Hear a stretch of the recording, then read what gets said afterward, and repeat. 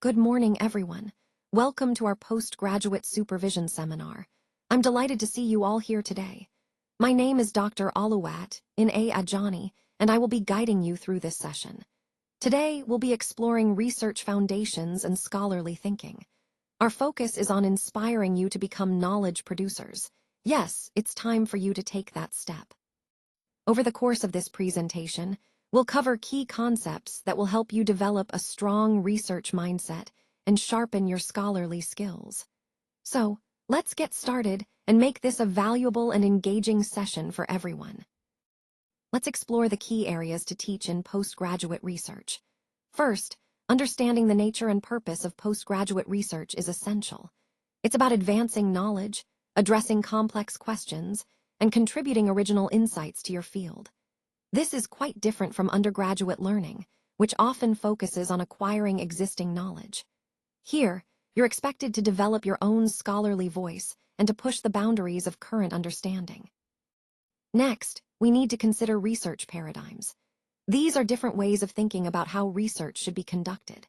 For example, the positivist paradigm emphasizes objectivity and quantifiable data, while interpretivist approaches focus on understanding subjective meanings. Critical paradigms aim to challenge power structures, and pragmatic approaches are more flexible, combining methods to best answer the research questions. The role of theory and conceptual frameworks is also crucial. They serve as the foundation for your research, helping you interpret findings and connect your work to existing knowledge. Developing a strong theoretical base enables you to position your research within broader conversations in your discipline. Finally, a key aspect of postgraduate scholarship is developing your scholarly identity and voice. This means cultivating confidence in your ideas, being critical yet constructive, and communicating your work clearly and confidently. All these elements come together to shape you as a researcher, ready to make meaningful contributions to your field. Now, let's talk about the purpose of postgraduate research. The main goal here is to generate new knowledge. This means we're not just repeating what's already known, but actually contributing fresh insights to our field. It's about pushing the boundaries of understanding. Postgraduate research also plays a crucial role in shaping theory, informing policy, and enhancing professional practice. So, what we discover can influence how theories develop, guide policymakers, and improve how professionals do their work. Another key point is that research often aims to address specific gaps, problems, or debates found in existing literature. This means we're looking for areas where knowledge is incomplete or contested and working to clarify or expand on those issues. Overall, the purpose of postgraduate research is to deepen our understanding and make meaningful contributions that can impact theory, practice, and policy alike. It's about creating knowledge that matters and drives progress in our fields. Research goes beyond simply collecting information. It's really about engaging deeply with the data, asking questions, and making sense of what we find. It involves analyzing, which means breaking down complex information to understand the underlying patterns. Theorizing is also a key part, developing ideas or frameworks that can explain what's happening. And interpreting phenomena means looking at what we observe and making meaningful connections. It's important to remember that knowledge production isn't just about repeating what others have said. It's about creating something original, bringing new insights into the discussion. It also requires a critical perspective, questioning assumptions and examining different angles. Plus, it's highly context-sensitive, meaning that the specific environment or situation influences how research is conducted and understood. So, when we talk about research as knowledge production, we're emphasizing that it's an active, dynamic process, one that contributes new, meaningful, and thoughtfully considered insights to our field. This ties into the broader theme of how research shapes understanding and advances our collective knowledge. Let's take a closer look at the focus on acquiring established knowledge. This is really about building a solid foundation through coursework and guided learning experiences. These are the structured opportunities where students can deepen their understanding of core concepts. Assessment plays a key role here as well. It's designed to measure how well students understand and can reproduce the content they've learned. This helps ensure that the foundational knowledge is solid before moving on to more complex applications. In the context of undergraduate learning, this focus on established knowledge is essential. It provides the basis for critical thinking and problem-solving later on. Overall, it's about creating a strong, reliable base that supports all future learning and development. Let's take a closer look at what it means to focus on producing and extending knowledge. This is about going beyond just understanding existing ideas. It's about creating new insights and pushing the boundaries of what we know. When working at this level, independence and originality are key. You're encouraged to think for yourself, to develop your own unique perspectives, and to contribute something fresh to the field.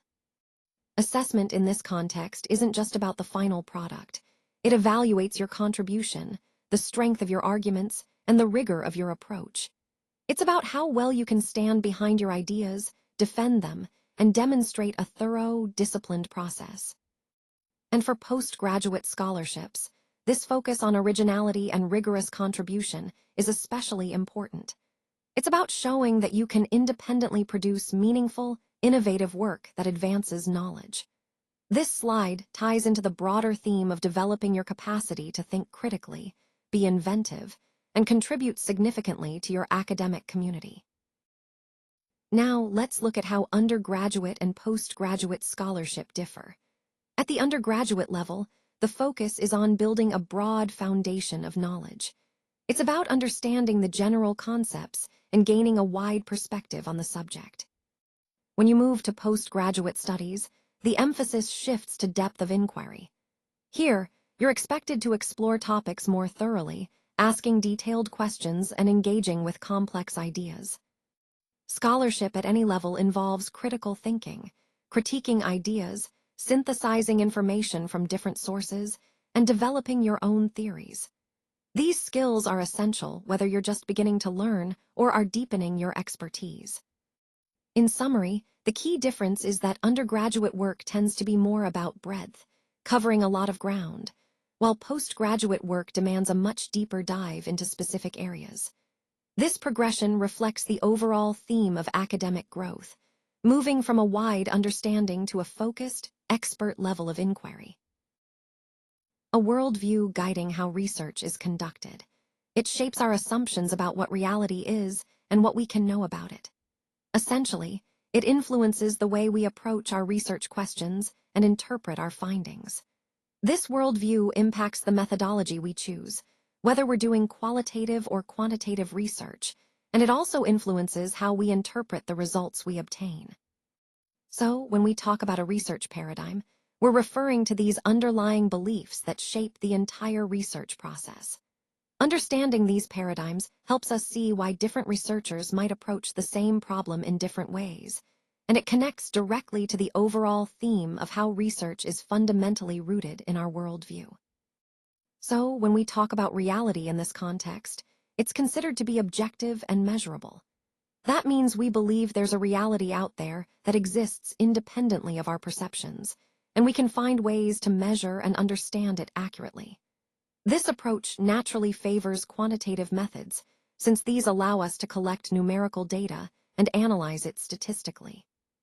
You'll often see this approach used in experimental research, where controlled conditions help us test hypotheses, and survey research, which gathers data from large groups to identify patterns or trends.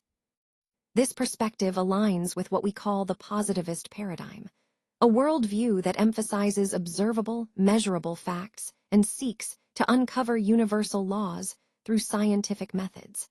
It's a foundational approach in many fields because it provides a clear, structured way to understand the world around us. Throughout our presentation, keep in mind how this emphasis on objectivity and measurement shapes the way we gather and interpret data in social research. So here we see that reality is socially constructed. What does that mean? It suggests that our understanding of reality isn't just an objective fact out there, but rather something shaped by our social interactions, culture, and shared meanings. It's about how we interpret and make sense of our experiences, which can vary from person to person. This idea is especially common in qualitative research, where researchers focus on exploring people's perspectives, feelings, and experiences rather than just numbers or measurements. They aim to understand how individuals construct their realities through their social contexts. This brings us to the Untuppratuvust paradigm. It's a way of looking at research that emphasizes understanding these subjective meanings and experiences. Instead of seeking one universal truth, Untupratuvism recognizes that reality is multiple and shaped by human interpretation. In the context of our overall discussion, understanding that reality is socially constructed helps us appreciate the depth and richness of qualitative research, where the focus is on how people perceive and give meaning to their worlds. Let's take a closer look at this slide. Here, we see that the critical paradigm examines power, inequality, and domination within society. It really focuses on how these forces shape our social structures and experiences. The goal is to challenge and transform these injustices, aiming for social justice and meaningful change. You'll notice that this approach is quite common in emancipatory education research, where the focus is on empowering marginalized groups and promoting equity. Essentially, the critical paradigm encourages us to question the status quo and think critically about how power operates. Overall, this framework is important because it helps us understand the deeper roots of inequality and guides us toward actions that can create a more just and equitable society. It connects directly to our broader theme of social transformation and the pursuit of justice through research. Let's talk about some practical solutions today. When we focus on what actually works in real-world settings, we're emphasizing approaches that are tested and proven effective within specific contexts. We recognize that there's no one-size-fits-all answer, so we use mixed methods, combining different strategies and tools to get the best results. It's really important to value what works within a particular environment because effectiveness can vary depending on the situation. That's where the pragmatic paradigm comes into play. It encourages us to be flexible, adaptive, and focused on outcomes. By adopting this pragmatic approach, we prioritize solutions that are feasible and applicable in the real world, ensuring that our efforts are meaningful and impactful. Overall, this slide underscores the importance of being practical, adaptable, and context-sensitive in our problem-solving strategies. They guide research decisions. When we're planning our studies, the paradigms we choose act as a kind of roadmap, helping us determine what methods to use, what questions are relevant, and how to interpret the results. It's really about providing a clear direction so our research stays focused and aligned with our goals. Next, they ensure methodological coherence. That means that all parts of our research, our design, data collection, and analysis, fit together logically. When we follow a paradigm, everything makes sense as a unified approach, which makes our findings more reliable and credible. And finally, they strengthen scholarly justification. Using a well-established paradigm shows that our work is grounded in a solid theoretical foundation. It demonstrates that our approach isn't just random. It's supported by existing knowledge and accepted methods, which adds weight to our arguments and conclusions. So, understanding why paradigms matter helps us make smarter, more consistent choices in our research, keeping everything aligned with our overall objectives and the broader academic conversation. So, let's talk about how theory functions in research. Essentially, theory helps us explain and interpret the phenomena we observe. It provides us with a framework or a set of lenses through which we can analyze complex issues. This means that rather than just describing what we see, theory guides us in understanding why things happen the way they do. Furthermore, theory isn't just for understanding. It's also instrumental in shaping our research design. It informs the questions we ask and the methods we choose to explore those questions. And when it comes to discussion, theory helps us interpret our findings within a broader context, making our conclusions more meaningful. Overall, having a strong theoretical foundation is crucial because it connects all parts of our research. It anchors our study in existing knowledge, guides our analysis, and helps us communicate our insights effectively. So, understanding theory is really about equipping ourselves with the tools to deepen our understanding and strengthen our research. So, in this slide, we're looking at different types of theories that influence education. First, we have learning theories, which focus on how students acquire knowledge and skills. These include approaches like behaviorism, cognitivism, and constructivism, each offering a different perspective on the learning process. Next, we move to social and critical theories. These theories emphasize the social context of education, highlighting issues like social justice, power dynamics, and cultural influences. They encourage us to think about education not just as individual learning, but as a means to promote equity and social change. Then we have curriculum and policy theories. These are about how curricula are designed and implemented, and how policies shape educational practices. They help us understand the broader framework within which teaching and learning occur, ensuring that policies align with educational goals. Finally, this slide discusses the different types of theories in education overall. Recognizing these various theories helps us see the complexity of educational practice and the importance of adopting multiple perspectives to improve teaching and learning outcomes. It's all about understanding the different lenses through which we can analyze and enhance education at all levels. Let's take a closer look at this slide, which focuses on conceptual frameworks. Here, we see how different ideas or concepts are visually represented, often using diagrams or models. These visuals help us understand the relationships between key variables, showing how they interact or influence each other. The important thing to remember is that these frameworks are grounded in existing theory and literature, which gives them credibility and a solid foundation. By using these conceptual models, we can better grasp complex ideas and see how they fit within the broader context of our research. Ultimately, these frameworks serve as a map, guiding us through our investigation and helping us make sense of the connections that drive our study. Now, let's talk about the importance of anchoring our study intellectually. When we do this, we're essentially supporting our interpretation of the findings with solid theoretical foundations. This helps ensure that our conclusions are not just based on raw data, but are grounded in established knowledge. Supporting interpretation of findings is crucial because it adds credibility to our work. It shows that our results are aligned with or can be explained through existing theories and frameworks, which strengthens the overall validity of our research. This also enhances our academic credibility.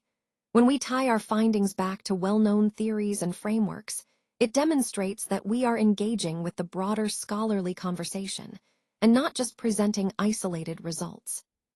This brings us to the role of theory and frameworks in research. They serve as the backbone of our study, guiding our questions, methodology, and interpretation. They help us make sense of complex data and situate our work within the larger academic landscape. By doing so, we ensure our research is not only rigorous, but also meaningful, contributing valuable insights that are anchored in a solid intellectual tradition. This is what really makes our work impactful and credible in the academic community. Let's talk about what it means to engage in scholarly thinking. It starts with questioning assumptions, really challenging the ideas and beliefs that we might take for granted.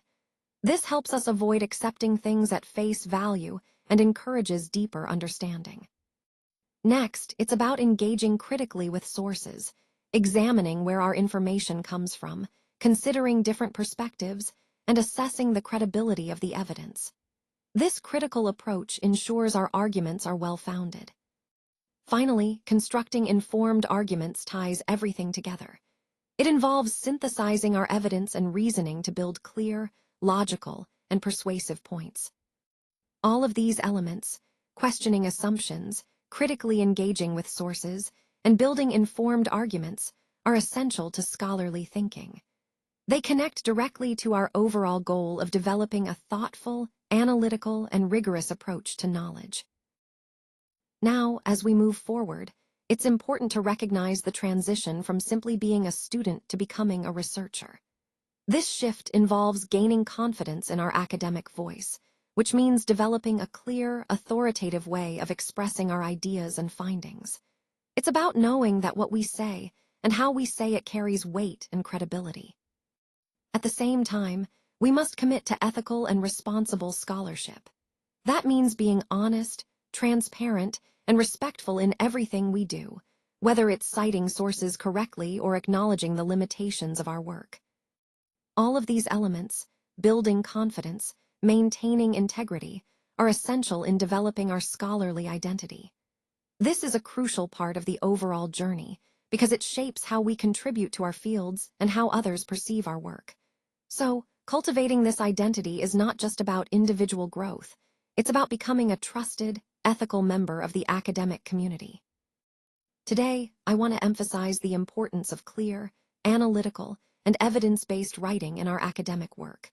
When we communicate our ideas, it's crucial that our writing is transparent and well-structured, allowing readers to follow our reasoning easily. Analytical writing involves breaking down complex concepts and examining them thoroughly, which strengthens our arguments and demonstrates our understanding. Evidence-based writing, on the other hand, relies on supporting our claims with credible data and references, ensuring our work is grounded in solid research. It's also vital that we strike a balance between using our own voice and integrating relevant literature.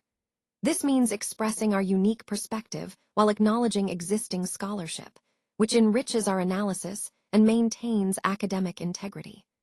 Speaking of integrity, always remember that honest attribution and proper citation are non-negotiable. They uphold the trustworthiness of our work. In essence, adopting a scholarly voice means communicating with professionalism and clarity, making our ideas compelling yet credible. These principles are central to our overall goal, producing rigorous, trustworthy, and impactful academic writing. Now, let's talk about some key qualities that define becoming an independent researcher. First, ownership of research decisions is crucial. This means taking responsibility for every step, from formulating questions to choosing methods and interpreting results. It's about being proactive and confident in your choices. Next, critical engagement with feedback is essential.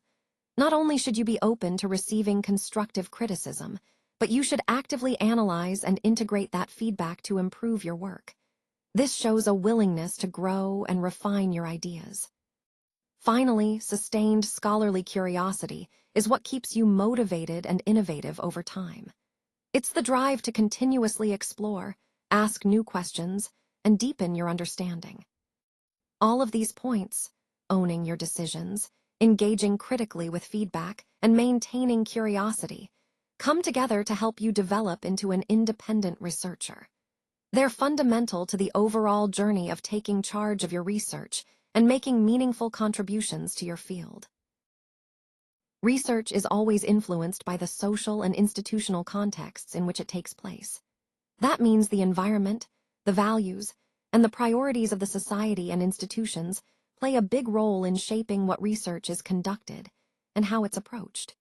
In the South African context, our research specifically focuses on issues of transformation and equity, which are crucial given our history and ongoing efforts towards social justice.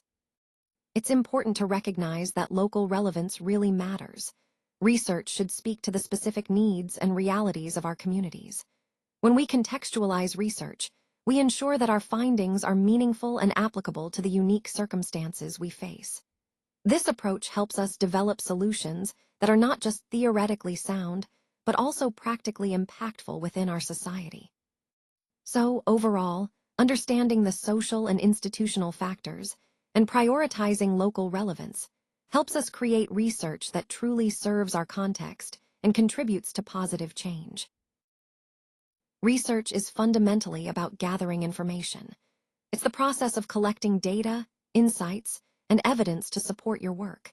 And an important thing to remember is that all sources are equally valid in the sense that each provides valuable perspective, whether it's a peer-reviewed journal or a reputable website. What matters is how you evaluate and integrate these sources into your research.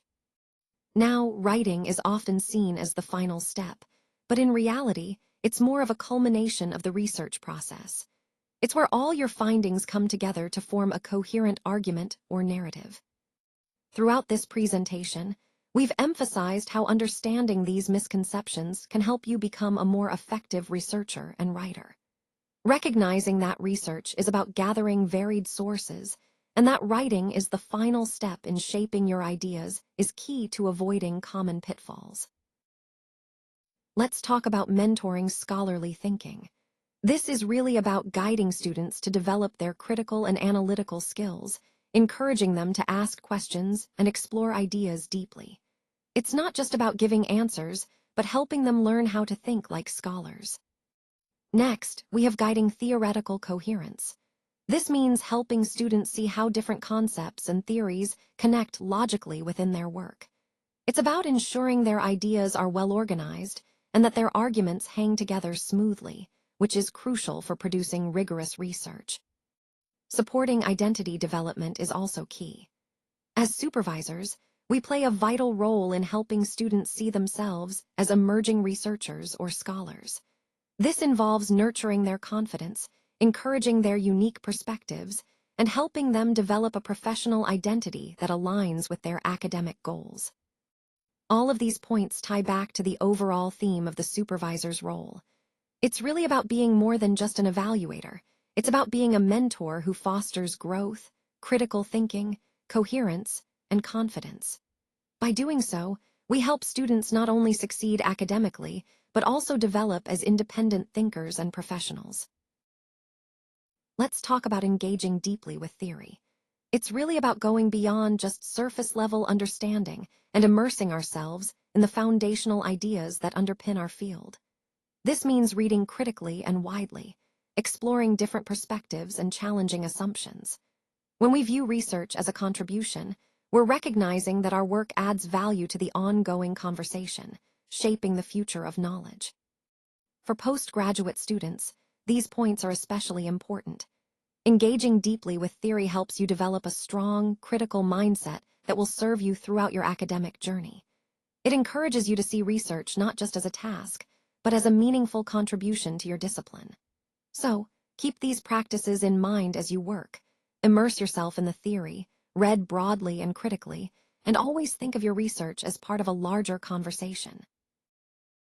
Postgraduate research is really about knowledge production. It's where we generate new insights and understandings. Scholarly thinking underpins this entire process, ensuring that our research is rigorous, systematic, and credible. It's not just about collecting data, but about applying a disciplined way of thinking. Now, important concepts like identity, theory, and paradigms play a crucial role here. Your academic identity shapes your approach, your perspective, and how you interpret your findings. Theory provides the framework that guides your research questions and analysis. And paradigms, these are the overarching worldviews or assumptions that influence how we see the world and conduct research. All of these elements matter because they influence how we produce knowledge and contribute to our field. When we recognize their importance, we can be more intentional and reflective about our research process. This connects to the overall theme of the presentation, which emphasizes the thoughtful, disciplined, and context-aware nature of postgraduate research. It's about being aware of how our thinking, our frameworks, and our identities shape the knowledge we create. In this slide, I want to highlight some key references that deepen our understanding of higher education and research. Barnett's 2009 work emphasizes the importance of knowing and becoming, not just acquiring knowledge, but transforming into a scholar through the curriculum. It's about fostering personal growth alongside intellectual development. Next, Bood and Lee's 2005 article explores peer learning as a powerful pedagogic approach, especially in research education. Peer interactions help students develop critical thinking and collaborative skills, which are essential for success in higher education. Cresswell's 2014 book is a comprehensive guide to research design, covering qualitative, quantitative, and mixed methods. It's a valuable resource for understanding how to structure and conduct rigorous research, no matter the approach. Kuhn's 1970 work on scientific revolutions reminds us that paradigms shift over time. New ideas challenge existing frameworks, leading to breakthroughs, an important concept when considering how knowledge evolves in academia. Finally, Wellington et al.'s 2005 book offers practical advice for doctoral students, guiding them through the complexities of completing their degrees successfully. It highlights persistence, resilience, and strategic planning as key to overcoming challenges. Altogether, these references underscore the dynamic, evolving nature of higher education, highlighting personal growth, collaborative learning, rigorous research methods, paradigm shifts, and the perseverance needed to succeed. They connect directly to our theme of developing both knowledge and becoming as a scholar. All right, let's delve into the core of research design and methodology. First, it's essential to formulate clear, researchable problems and questions. These are the foundation that guides everything else. Once we have those, the next step is to ensure they align properly with our chosen methodology, whether that's qualitative, quantitative, or mixed methods. Each approach has its strengths, so selecting the right one depends on the nature of your questions. We also need to choose an appropriate research design, like a case study, phenomenology, or survey, that best fits the questions we want to answer. Justifying these methodologic choices academically is crucial because it shows the rigor and validity behind our approach. Understanding concepts like validity, reliability, trustworthiness, and rigor helps us ensure our findings are sound and credible. And perhaps most importantly, we must emphasize alignment, meaning that our problem, the underlying theory, the method we use, how we analyze data, and the conclusions we draw should all speak to each other coherently. When everything aligns well, our research becomes much more compelling and trustworthy. So, in our next meeting, we'll explore these ideas further, ensuring you can design research that is systematic, credible, and meaningful, connecting all these elements seamlessly.